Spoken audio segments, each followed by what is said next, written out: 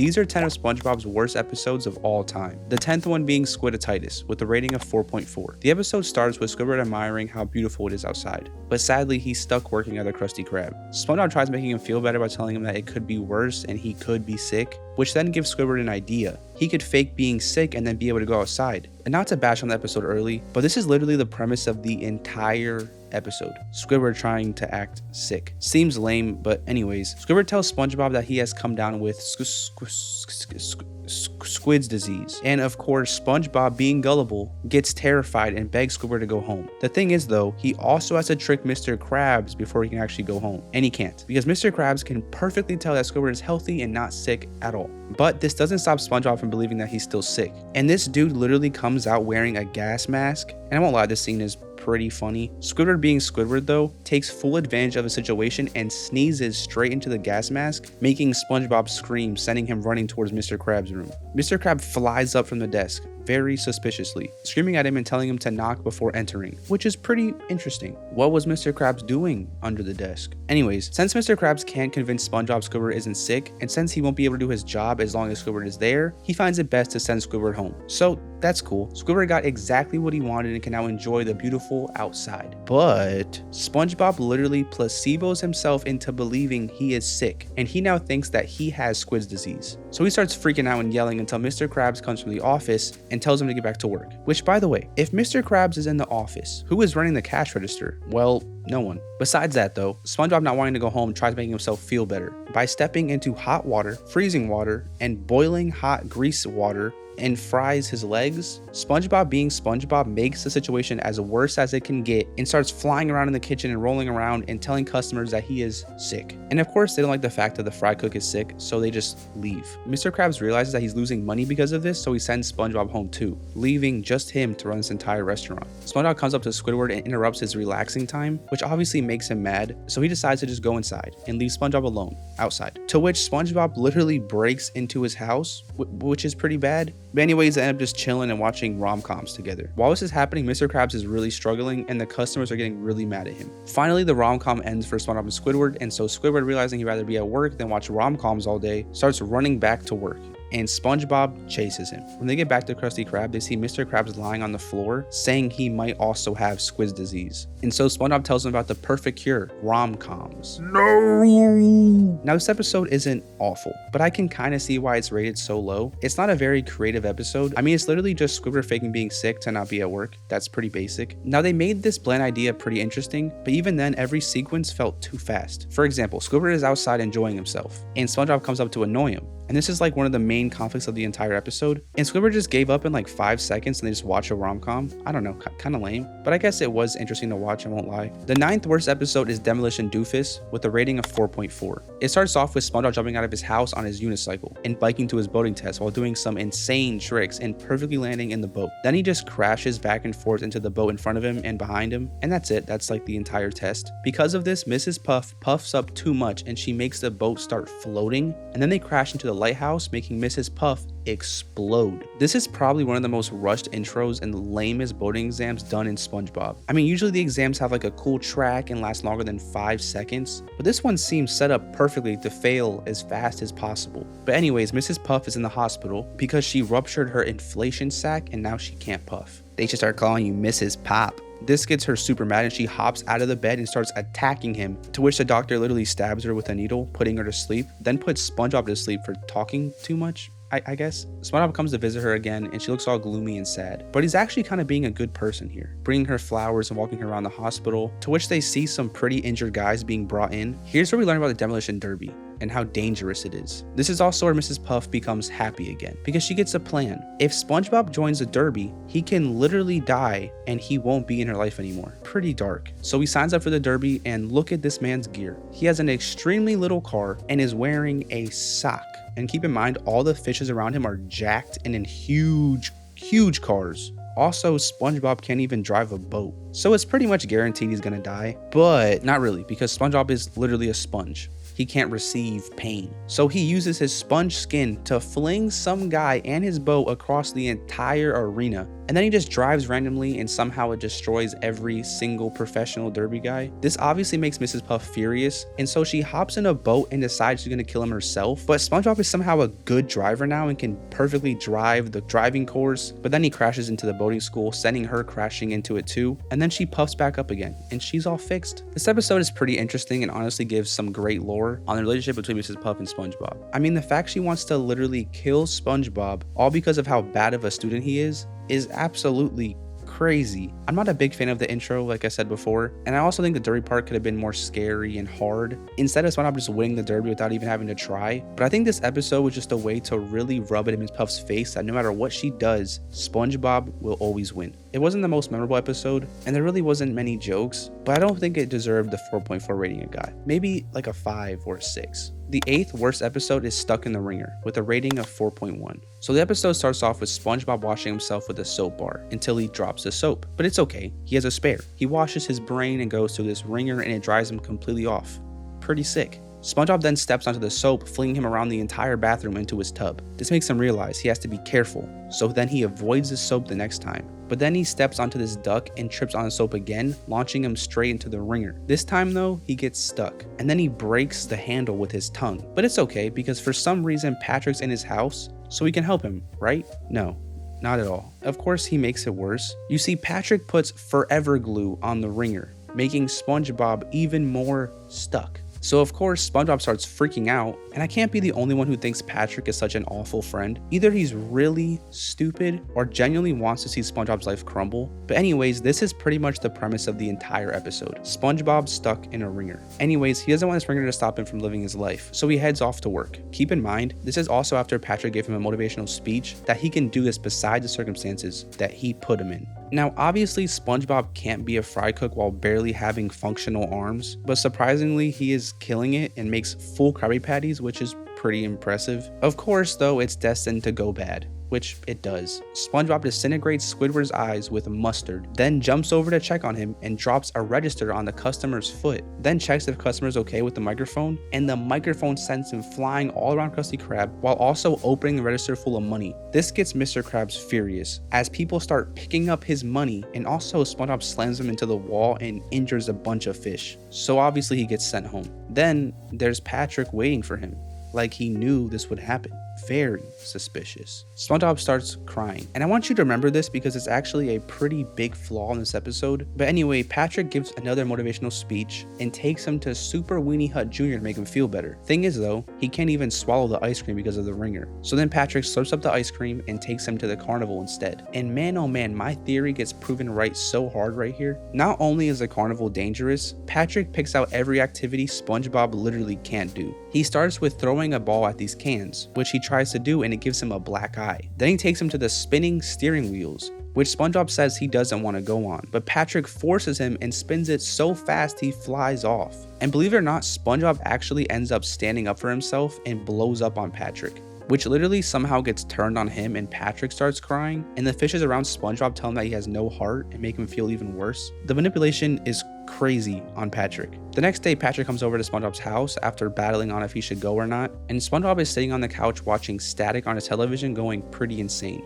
until Patrick starts crying and apologizing, and a tear falls onto the glue, allowing him to slip out. Yeah, that's been the solution the entire time. Literal tears. SpongeBob then throws the ringer in the air and delivers a very motivational quote. I guess crying does solve your problems. To which the ringer falls back down and traps both of them. The end. Now, the flaw I was talking about earlier is that SpongeBob literally cries before and nothing happens. And I know that tears could have easily gone around the glue, but it doesn't make much sense. I think the solution to this problem is so simple, it's dumb. But also it's SpongeBob and it honestly fits the theme. Besides all of that though, this episode is not that bad. I thoroughly enjoyed it. There's a lot of different emotions and the pacing never feels boring. I also remember as a kid stressing out pretty bad over this episode. I'm a very claustrophobic person. But I think this episode had good jokes. It makes you feel the emotions SpongeBob was going through, and even made you see SpongeBob's friendship with Patrick in a new light. I think, truthfully, the rating of this episode was tanked because of the episode it was grouped with, which is the 7th worst episode, Growth Spout,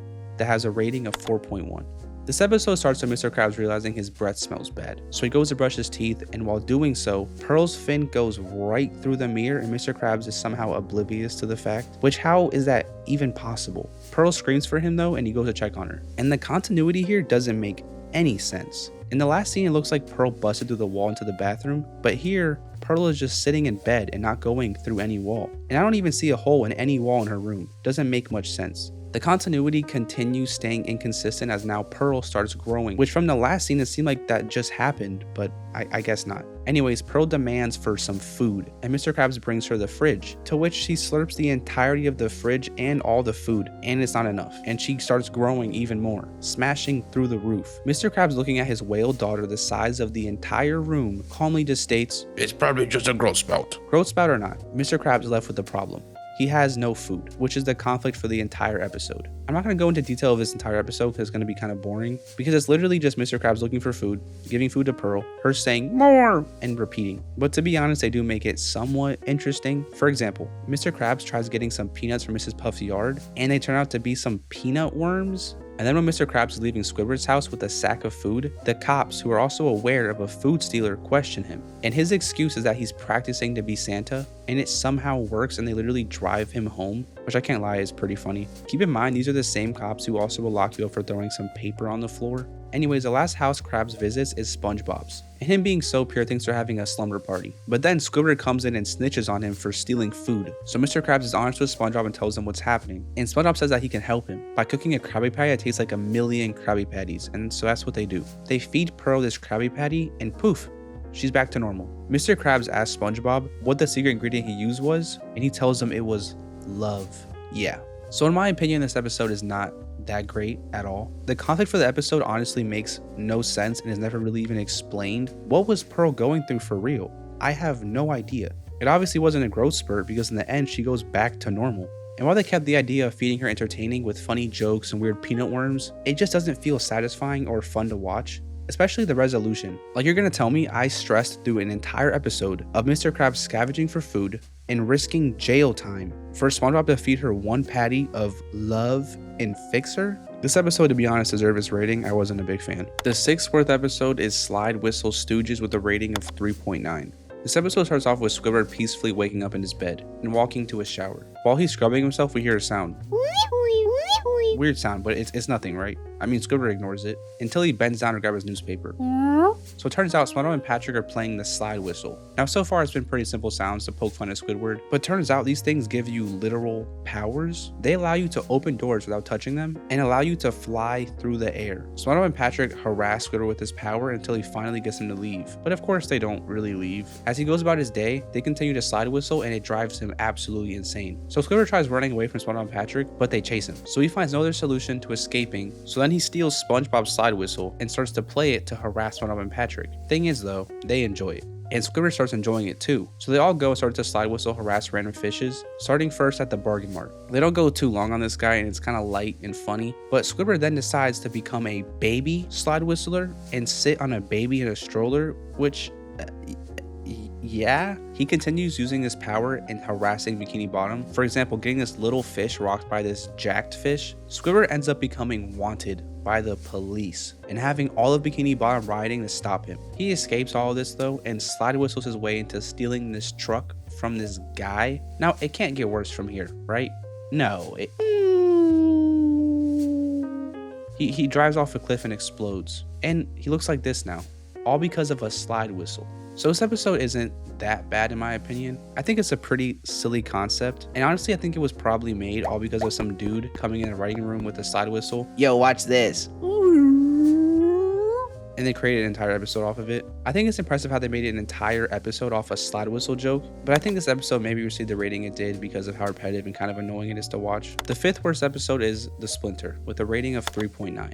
The episode starts with SpongeBob flipping the Krusty Krab sign to open and getting all ready for his day at work. But he accidentally flings his spatula upwards, getting it stuck on the ceiling. SpongeBob builds a very interesting box ladder and tries to grab the spatula, which he does a couple times but doesn't even realize this and puts it back into the ceiling. And you're probably thinking this is where he's gonna get the splinter. No, you see he falls off and almost gets stabbed by a bunch of swords, but then gets saved by a sword and safely exits. See, the way he gets the splinters by tripping on tartar sauce and very disgustingly sliding his thumb against the wooden floor. So he starts pulling out the splinter and really goes for it, doing some disgusting things. But no matter what he does, he can never get it out. But he can rip all of his skin off. One thing I never really understood about this episode is the fact he didn't just take off his hand, like in Graveyard Shift. We literally see that he can regrow his hands. And now we are spending an entire episode trying to get a splinter out of his thumb that he could just regrow. Doesn't make much sense. But anyways, he has to make Krabby Patties, right? So he uses his nose, and Squiddy takes notice of this, and he finds out about the splinter. He then gets a plan to get rid of Spongebob. He tells Spongebob if Mr. Krabs finds out about this injury, he will have to be sent home. Of course, Spongebob, loving his job, starts freaking out about this. Pretty bad. Squidward is loving it though, and continues teasing him past his limits. So Spongebob really has to get rid of the splinter, so he brings out the big guns, Patrick. Which obviously is not a good idea, which we can tell from the Stuck in the Ringer episode. Anyways, Patrick comes out from his dumpster in his doctor outfit and starts looking at his legs and starts gurgling his feet. SpongeBob tries telling him to stop, and Patrick gaslights him because he's a doctor and SpongeBob's not. To top off being a bad friend, he finally looks at the actual splinter and then hammers it in deeper. It starts growing bigger, and Patrick puts garbage on it and it gets infected. Then Patrick just clocks out and leaves. Great friend. SpongeBob walks back into the Krusty Krab, and turns out Squidward snitched on him, and Mr. Krabs asked to see the splinter. And it's gotten even worse. Squidward literally passes out. Then after all that buildup, after everything, Mr. Krabs just simply takes the splinter out. It blows up and shoots pus all over Mr. Krabs, and he pays no mind to it, stating, "I thought I'd have to pay you workers' comp." After hearing this, Squidward beats himself up with the register super bad to try to get workers' comp, but turns out his shift just ended, so now he's injured for no reason. I'm starting to figure out that a lot of these worst episodes have a similar theme. The concept of these episodes are very bland and basic. Like making an entire episode about a splinter is pretty insane. Also, every resolution is very unsatisfying and not worth the build-up. This episode is just pretty bad. Everything feels dragged out and the jokes aren't even very good. It makes sense though. Keeping a splinter in SpongeBob's thumb for 11 minutes and trying your hardest to keep it entertaining sounds hard. Honestly, kudos to the writing team.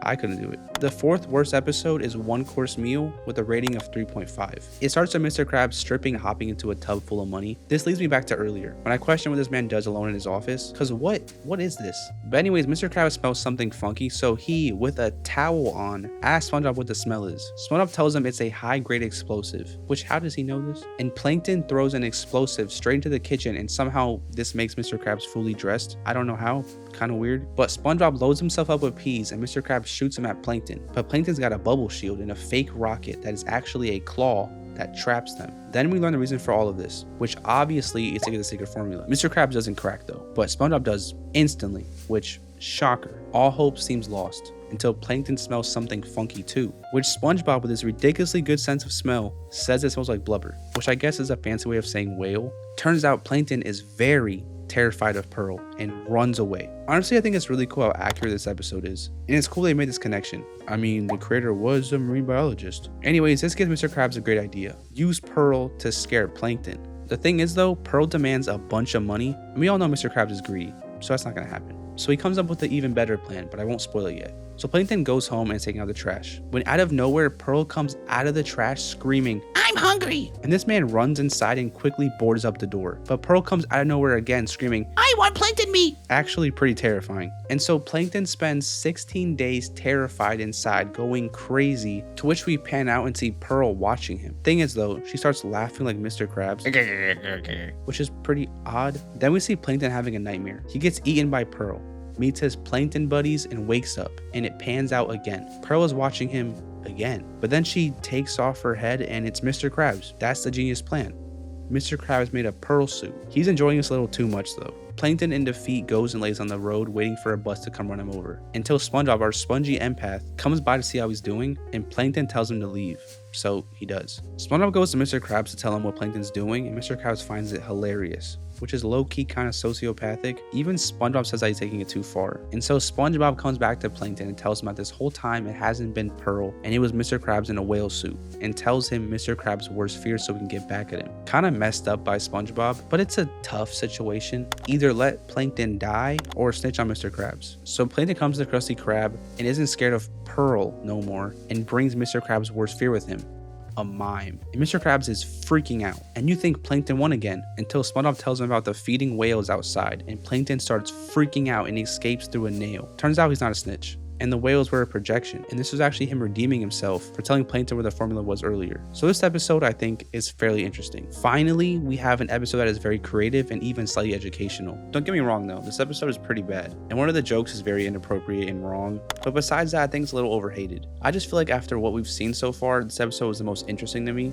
It honestly caught me off guard, and it wasn't predictable, but it's still one of the worst episodes. So the third worst episode is Gary in Love, that has a rating of 3.5. We start with Gary watching a rom-com and seeing two fishes fall in love, which puts Gary in awe. SpongeBob ruins this though and turns the movie off and takes Gary to the snail park, which looks pretty trash. He takes Gary off his leash and falls asleep on the bench with the other fishes. Gary starts looking around and catches his eye on this girl snail. He slithers over and goes on the other side of the seesaw, and they both romantically meow at each other. Meow, meow, or whatever sound snails make, until this mafia-looking snail flings them off, and we find out that this snail is his girl. But the snail chooses Gary over him right in front of him, and they start fighting over it until Spongebob picks up Gary, and the two lovebirds meow to each other. Meow, meow. Also, the mafia snail can talk in English, which is pretty weird. Gary can't talk English. He also has a gang, which is pretty scary for Gary. Anyways, he's pretty down bad, and he starts doodling about this girl and kissing his food thinking about this girl. Gary is even dreaming about her and almost kisses her until SpongeBob wakes him up from his snoring. This gets Gary motivated though, and he sneaks out in the middle of the night to go find her. SpongeBob finally wakes up in the morning and can't find Gary, so he has to go search for him. Gary first searches a snail park, and he thinks he found her, but he actually found the ugliest snail in Bikini Bottom. No offense. While Gary is looking though, the mafia snail gang comes by looking for Gary, but he's gone. We go back to SpongeBob, who is running through the city until he finds a snail trail, and so he licks it and somehow knows that it's Gary's from the taste. Very weird that he knows this, by the way. And so he follows the trail with his tongue in it instead of just looking at it. Gary's also in the city looking for the dream snail, and there for some reason are so many snails out. I barely ever seen snails in Bikini Bottom before, and now they are everywhere. Gary finally sees his crush and starts to follow her, but everything goes wrong and he almost loses her until he sees her walk into a snail shop, and so he goes inside, to which the worker snatches Gary thinking he's a stray and puts him in a tank, and sadly the snail leaves the store. And then the mafia snails come into the store and ask the worker if he's seen a stray. He doesn't snitch though, and they literally trash the entire place to try to find Gary, which is kind of sad that these snails are stronger than this fish. So this goes on for about 2 hours, and the worker isn't snitching and Gary's still hidden, until this snake looking thing attacks the mafia snails and chases them out, and Gary's finally free. He then sees his dream snail in a boat with her owner, and of course the mafia snails catch up at the exact same time and try to stop Gary, but Gary locks in and tangles their eyes together to create a slingshot and ends up getting onto the boat. SpongeBob finally spots Gary and starts running after the boat, and the owner also sees Gary and brake checks SpongeBob. Gary and the snail almost kiss until the owner removes Gary from the boat. SpongeBob starts to accuse the lady of stealing his snail until Gary tells him that it was actually his fault and that he snuck out to see the snail. Which, please remember that SpongeBob can understand Gary, because that's going to be very important in an episode coming up.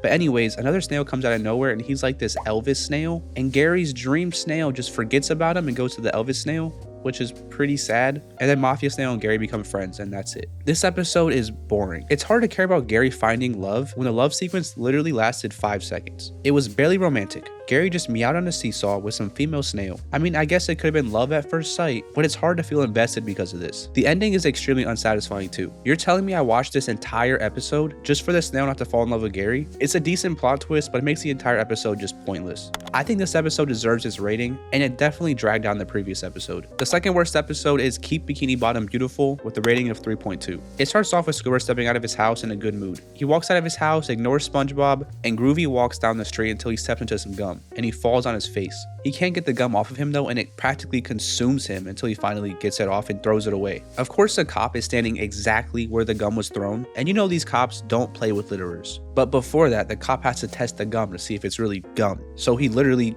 chews it. Once he realizes that's actually gum, he confronts Squidward and gives him a ticket with community service. So now Squidward is picking up trash, and for some reason, Squilliam Fancyson is there. Which, by the way, Squidward makes sure we know exactly who he is by saying, Squilliam Fancyson, my arch foe from band class. And this just irks me a little bit. I feel like they could have explained who he was through context clues or maybe even a conversation, but they just straight up told us exactly who he is, and I find that so weird and corny. I don't know. Anyways, it turns out Squilliam has a statue of himself for cleaning all Bikini Bottom in 1 week, and this sets off Squidward's competitiveness, and now he's making his mission to clean Bikini Bottom faster. And while doing so, he runs into his first obstacle. How is he going to haul all this trash? Easy. trip a little kid and steal his wagon. Yeah. So Squidward's feeling pretty bad at this goal and literally gets so much trash. Then to his surprise, somehow SpongeBob is in the trash. I feel like they're just inserting characters into the story very randomly, but whatever. SpongeBob wants to help Squidward conquer this goal of cleaning Bikini Bottom, but he won't let him. While this is happening, the little boy from earlier tells his jacked mom about how Squidward stole his wagon, and he gets whooped real bad. And all the trash gets dumped out of the wagon, and so he gets another ticket.